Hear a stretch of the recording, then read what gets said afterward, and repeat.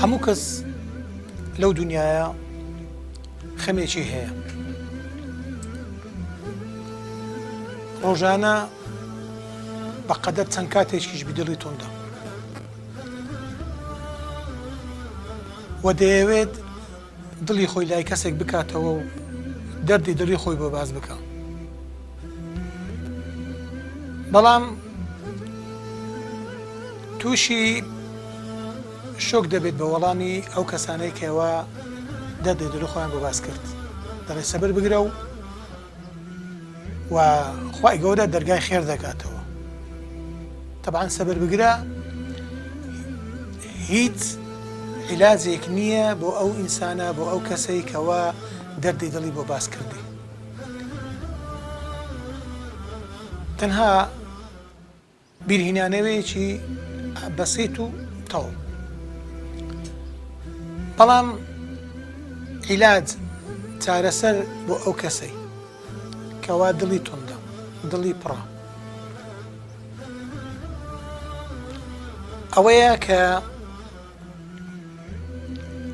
بیری لای فەرموودەی پێغەمبەر بی صلی الله عليه وسلم کە خوای تەبارەک و تەعالا لە سێیەکی شەوە ئەخی کۆتایی شەوەکە کە دادەبەزێت، بانگەوازی هەیە، چێ خەمی هەیە، چێ داواکاری هەیە، چێ حاجەتی هەیە، چێ دوعایەکی هەیە، چێ داوای لێبوردنی و داوای لێخۆشبوونی هەیە، خوای گەورە فەرمووی با بۆ جێبەجێ بکە. کەواتە ئەوە بکە پێوەەر بتەوێت دەردی دڵت بڕێژی سێیەکی شەو لای خوای تەبارەک و تەعالا خەمەکانت داڕێژە، گلەیەکانی ژیانی خۆت بڵێ، داواکاریەکانت بە خوای گەورە بڵێ. خوای گەورە پێت ناڵێ سەبر بگرە، پێت دەڵێ ئودعونی ئەستەجب لەکم، ئودعونی ئەستەجب لەکم. لەبەرەوە هەموو کاتێک ئەگەر خەمێکت هەبوو، ئەگەر دڵتوند بووی، چاوەڕێی ئەو کاتە بکە کەوا کاتی ژوان و کاتی مەوعید و کاتی گفتوگۆ و کاتی دڵکردنەوەیە لە خوای تەبارەک و تەعالا.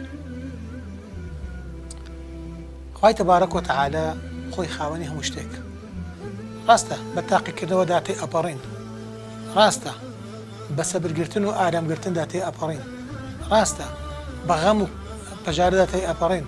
بەڵام ئەوانەش یەکێکن لەو نیعمەتانی خوای گەورە کە خوای تەبارەک و تەعالا گوناحەکانی ئێمە پێدا هەڵدەوەرێنێ. لەبەرەوە ئەومان لەبیر نەچی کە خوای تەبارەک و تەعالا فەرمێ وەرە بپاڕێەوە بە وەڵامی پاڕانەوەکەت بدەمەوە. بەخواتان سپێرم.